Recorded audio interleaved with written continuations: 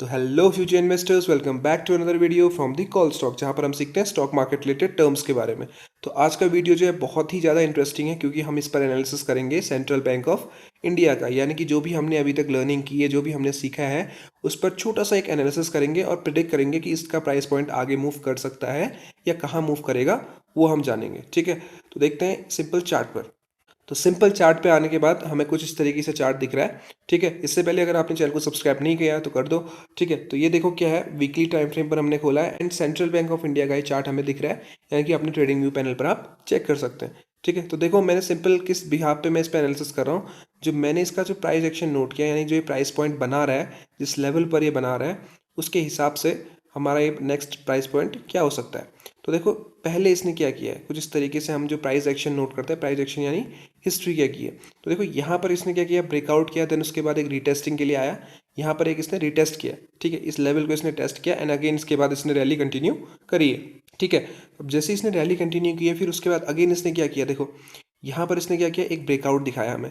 ठीक है, ब्रेकआउट दिखाया यानी अप साइड का एक मूवमेंट दिखाया। देन उसके बाद एक रीटेस्टिंग करने के लिए मार्केट फिर नीचे आया एंड अपने जो प्रीवियस उसका रेजिस्टेंस था उस लेवल से उसने क्या किया, रिटेस्ट किया। देखा इसका सिमिलर केस इसी इसी पैटर्न में, देखो इससे पहले भी इसने कुछ इस तरीके से प्राइस एक्शन दिखाया था। देखो यहाँ से ऊपर आया दौड़ता हुआ, यहाँ से रिजेक्शन लिया, अगेन उसने क्या किया, एक रिटेस्ट किया इस लेवल पे। एंड ये लेवल कौन सा था, देखो इस जो प्रीवियस इसका जो हाई लगाया था इसने, उस लेवल पे इसने क्या किया, रिटेस्ट किया एंड इसके बाद इसने रैली कंटिन्यू करी है। And again this is going to happen, may be possible है कि हो सकता है ऐसा, क्योंकि देखो यहाँ पर इसने क्या किया, यहाँ से इसने प्राइस पॉइंट ऊपर लगाया।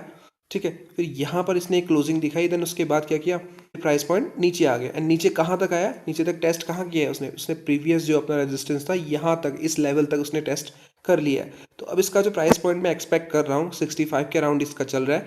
अगर इसके ऊपर जो प्रीवियस इसकी ये कैंडल है, मदर कैंडल से हम कहेंगे, and this are baby candles, क्योंकि ये इसके अंदर बनी है। ठीक है, अगर इस मदर कैंडल के ऊपर हमें इस वीक क्लोजिंग मिल जाती है, तो इसका जो प्राइस पॉइंट नेक्स्ट हमें दिख रहा है वो 76 तो हमें दिख रहा है, लेकिन 80 आपको 85 समथिंग या 90 के आसपास भी इसका प्राइस पॉइंट दिख सकता है। ठीक है, ये कोई बाय सेल रिकमेंडेशन नहीं है, ये सिंपल मेरा एनालिसिस है जो मैं आपके साथ शेयर कर रहा हूँ। ठीक है, तो सिंपली आप चेकआउट कर सकते हैं एंड इसका जो स्टॉप लॉस बनेगा, यानी कि इस प्राइस पॉइंट से अगर हम गलत हो गए, यानी कि अगर हम रॉन्ग प्रूफ हो गए, तो हम एग्जिट कहाँ लेंगे, कुछ इस लेवल पर, यानी कि 51 के आसपास, यानी 65 के हमारे पास बाइंग होगी। 65 इस लेवल पर आप कहीं भी बाई कर सकते हैं, इस जोन से जो है ये बाइंग जोन ही क्रिएट होगा सेंट्रल बैंक का। ठीक है, यहाँ से आप कहीं पर भी बाई कर सकते हैं एंड जो एसएल रहेगा हमारा फिक्स रहेगा, वो अराउंड रहेगा 51 या 52 के आसपास, इस लेवल पे हमारा एसएल बनेगा एंड इसका जो टारगेट बनेगा वो अराउंड 80 टू 90 के आसपास, इसके बीच में आप कहीं पर भी प्रॉफिट बुक कर सकते हैं। तो सिंपल एनालिसिस था एंड ये एनालिसिस था आपका पुल बैक्स पर, यानी जो रिटेस्टिंग के लिए आता है उस लेवल पे पुल बैक था। तो आई होप आपको एनालिसिस समझ में आया होगा। अगर आपको वीडियो पसंद आ रही है तो लाइक कर दो, चैनल को सब्सक्राइब कर दो एंड घंटी को दबा दो, ताकि सिंपल एनालिसिस आपको मिलता रहे। तब तक के लिए मिलते हैं नेक्स्ट वीडियो में। Okay bye.